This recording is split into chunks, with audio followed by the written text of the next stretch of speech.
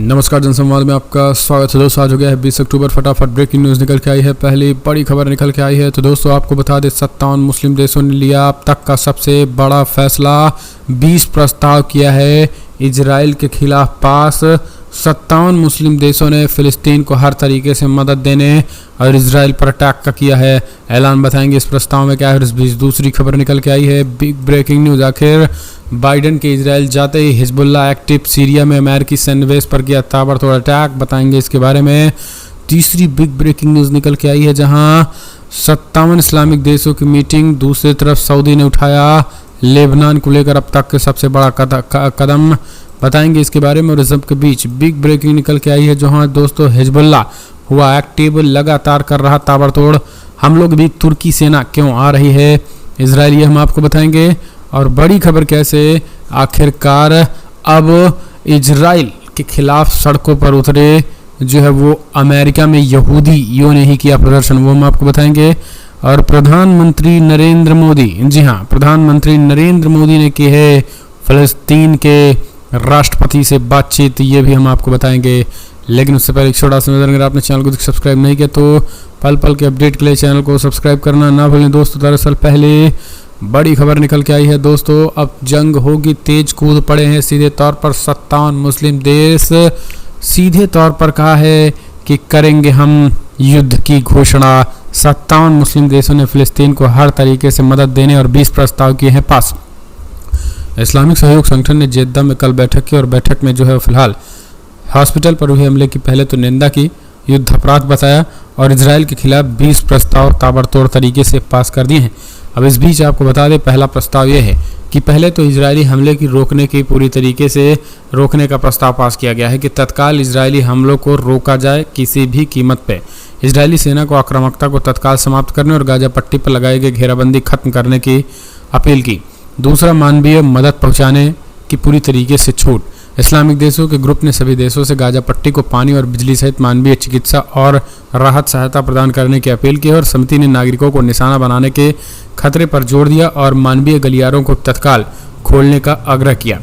तीसरी, हॉस्पिटलों को निशाना बनाने की निंदा की। मुस्लिम देशों ने गाजा पट्टी में अल अहली हॉस्पिटल को निशाना बनाने की कड़ी निंदा की और इन युद्ध अपराधों को रोकने के लिए अंतर्राष्ट्रीय हस्तक्षेप की भी अपील की है। गाजा पट्टी में नागरिकों के भविष्य को बर्बाद करने के लिए इजराइल को फिलहाल जिम्मेदार ठहराया।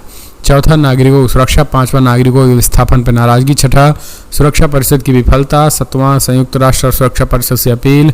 आठवां, वेस्ट बैंक और अल-कुद्स। नौवां, फिलिस्तीन राज्य के लिए समर्थन। 10वां, अंतर्राष्ट्रीय नेताओं की निंदा।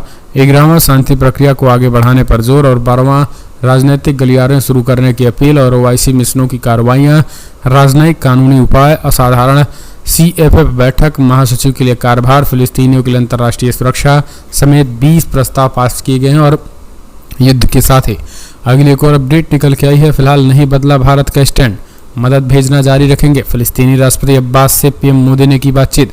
प्रधानमंत्री मोदी ने गुरुवार को फिलिस्तीन के राष्ट्रपति महमूद अब्बास से फोन पर बातचीत की। खुद PM मोदी ने ट्वीट करके इस बात की जानकारी दी है। प्रधानमंत्री ने लिखा है कि भारत फिलिस्तीन के लोगों के मदद जारी रखेगा। साथ ही PM मोदी ने क्षेत्र में बिगड़ती स्थिति पर भी चिंता जाहिर की है। फिलिस्तीनी प्राधिकरण के अध्यक्ष महमूद अब्बास से बातचीत करते हुए PM मोदी ने अल अहली हॉस्पिटल पर हमले को लेकर भी दुख जताया। PM ने लिखा कि फिलिस्तीनी प्राधिकरण के राष्ट्रपति महामहिम महमूद अब्बास से बातचीत की। गाजा के अल अहली हॉस्पिटल में नागरिकों की मौत पर अपनी संवेदना व्यक्त की। हम फिलिस्तीनी लोगों के लिए मानवीय सहायता भेजना जारी रखेंगे। क्षेत्र में आतंकवाद, हिंसा और बिगड़ती सुरक्षा स्थिति पर अपनी गहरी चिंता साझा की है। मैंने इजराइल और फिलिस्तीन मुद्दे पर भारत के लंबे समय से चली आ रही सैद्धांतिक स्थिति को दोहराया है। तो ये PM ने कहा है कि फिलहाल हम उस चीज़ को पूरी तरीके से मानते हैं। तो ये एक फ़ोन पर बातचीत से कहीं ना कहीं इजराइल को अब तक का तगड़ा झटका होगा, क्योंकि अभी तक राजनीतिक विश्लेषक जो है उसे एक तरीके से अलग ही मान रहे थे। एक और कही है, हमास और इजराइल में जंग में अब तक करीब 5000 लोगों की मौत, घायलों की संख्या बढ़कर 4562 हुई। पिछले 13 दिनों से जारी हमास और इजराइल संघर्ष में मरने वालों की संख्या गुरुवार को 5000 के करीब हो गई है, जबकि हजारों अन्य घायल और विस्थापित हुए हैं। अपने नवीनतम स्थिति अद्यतन में मानव मामलों में समन्वय के लिए संयुक्त राष्ट्र कार्यालय ने कहा है कि गुरुवार की सुबह तक इजराइल में मरने वालों की संख्या 1400 थी, जिसमें विदेशी नागरिक भी शामिल थे। इजरायली क्षेत्रों में फिलिस्तीनी सशस्त्र समूहों ने आबादी वाले इलाकों की ओर अंधाधुंध रॉकेट दागे। घायलों की संख्या बढ़कर 4562 हो गई। कल वेस्ट बैंक में भी जो है वो भारी पैमाने पर इजरायली सेनाओं ने घुस करके निर्दोष फिलिस्तीनियों को मौत के घाट उतार दिया। इस तरीके की भी कई खबरें निकल के आई, जिसमें अब तक मरने वालों का आंकड़ा 5000 को पार हो गया है। एक और खबर निकल के आई है, हमास के युद्ध में कूदा नॉर्थ कोरिया। हमास को दिया खतरनाक हथियारों से इजराइल पर हुआ हमला। इजराइल ने सौंपे सबूत तो नॉर्थ कोरिया ने इसे बताया आज़ादी का मुद्दा। जी हां, दरअसल इजरायली डिफेंस फोर्सेज ने 7 अक्टूबर को हुए हवाई हमले में अहम जानकारी हाथ लगी है और उन्होंने एक सबूत दिखाए हैं। इजराइल द्वारा जब्त हथियारों से पता लगा कि हमास के लड़ाकों ने संभवतः 7 अक्टूबर को जो है वो इजराइल पर हमले के दौरान उत्तर कोरियाई हथियारों से गोलीबारी की थी। आपको बता दें, इस पूरे मामले में इजराइल का कहना है कि उत्तर कोरियाई हथियारों से हमला हुआ और ये कोरियाई सरकार जो है वो हमास को हथियार रूस के जरिए पहुंचाया गया है। एक रिपोर्ट अमेरिका ने निकल के आई थी, जहां पर अमेरिका ने स्पष्ट कहा था कि रूस में उत्तर कोरिया के बड़े पैमाने पर ट्रकों से भरकर हथियार जो है वो रूस पहुंचे थे, जिसका बाकायदा उन्होंने एक फोटो भी दिखाई थी जो कि पूरी तरीके से दिखाई गई थी। और आपको बता दें, इस सैटेलाइट इमेज को दिखा करके उन्होंने आरोप भी लगाया था। उन्होंने कहा अब ये खबर निकल के आई है कि रूस जो है वो सीरिया तक हथियार पहुंचाई और ये हमास के हाथ लगा। अब इस पूरे मामले में उत्तर कोरिया का कहना है कि फिलिस्तीन सिर्फ अरब या मुस्लिम मुद्दा नहीं है, बल्कि एक आज़ादी का मुद्दा है।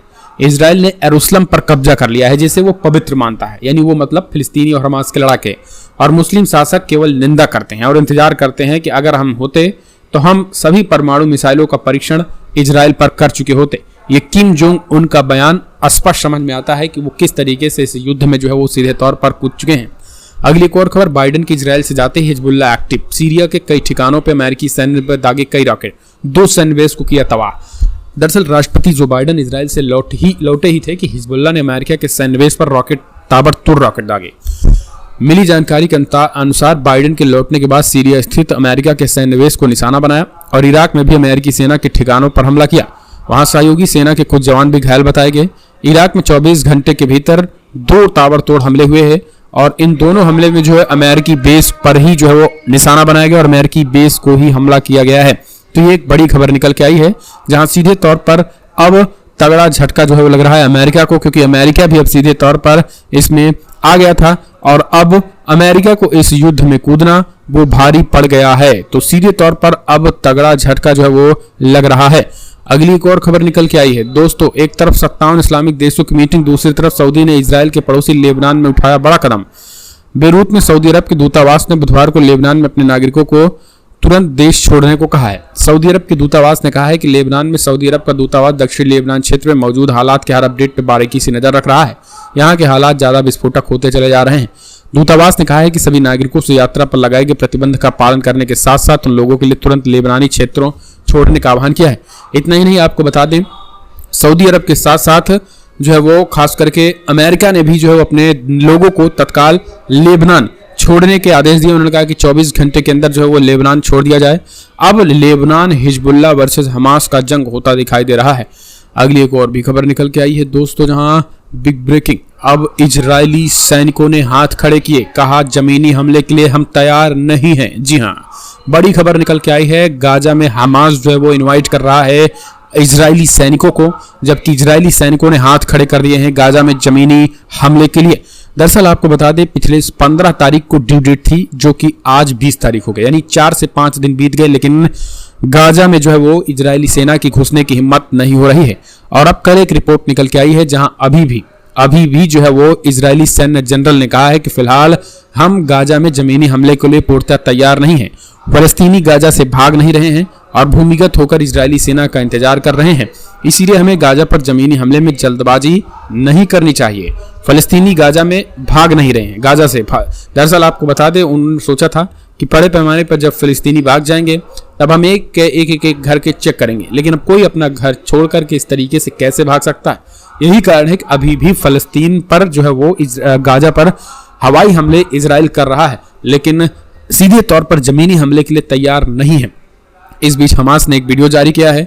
अल-कुद्स ब्रिगेड ने इजरायली सेना के लिए एक नया वीडियो जारी किया है, जिसमें उसने लिखा है कि हम आपका इंतजार कर रहे हैं। तो सीधे तौर पर उन्होंने बड़ा हमला बोला है।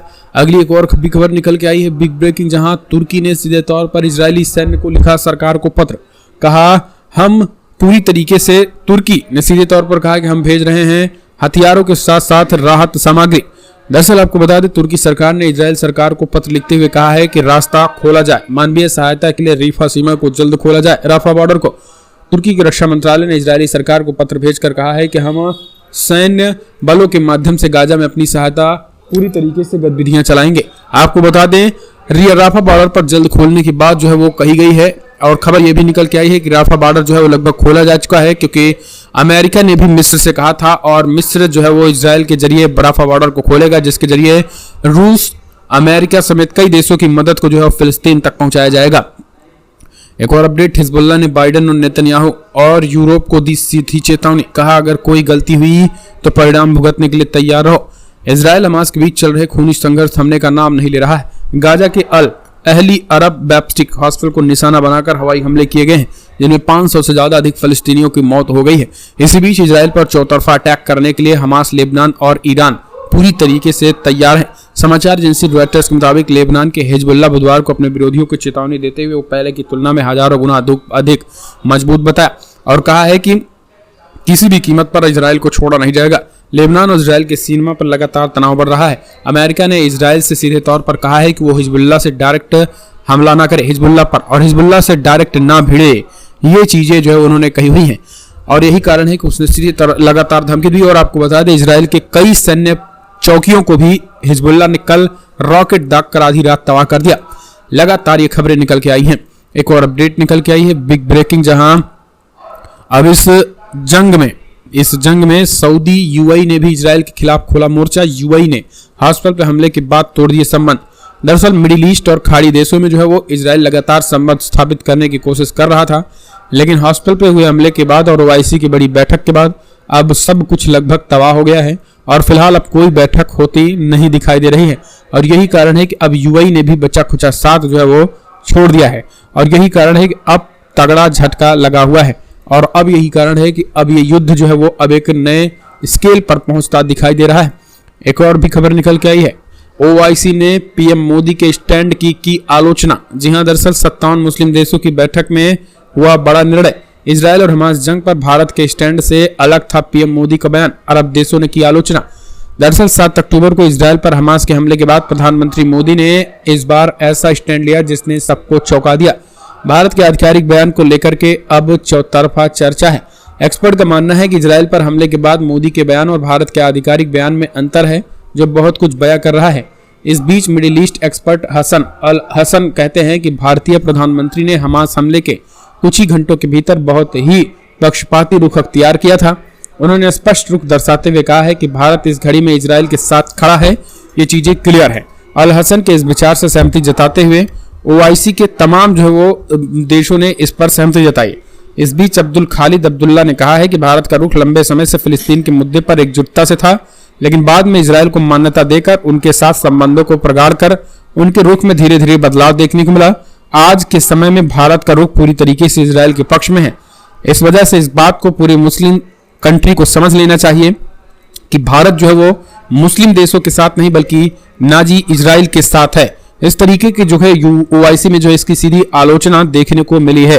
एक और खबर, इजराइल के खिलाफ उतरे सैकड़ों यहूदी अमेरिका की सड़कों पर कर रहे हैं सीज फायर की मांग। जी हां, दरअसल फिलिस्तीनी समर्थक प्रदर्शनकारियों की एक भीड़ ने बुधवार को वाशिंगटन डीसी में यूएस कैपिटल के अंदर घुस गया। और आपको बता दें, ये मुस्लिम नहीं, ये यहूदी हैं, और यहूदी होकर भी जो है वो अपनी ही सरकार के खिलाफ अब मोर्चा खोल दिए हैं। और उनका कहना है कि इस युद्ध को अब रोका जाए, इस युद्ध में अब सीज फायर होना चाहिए।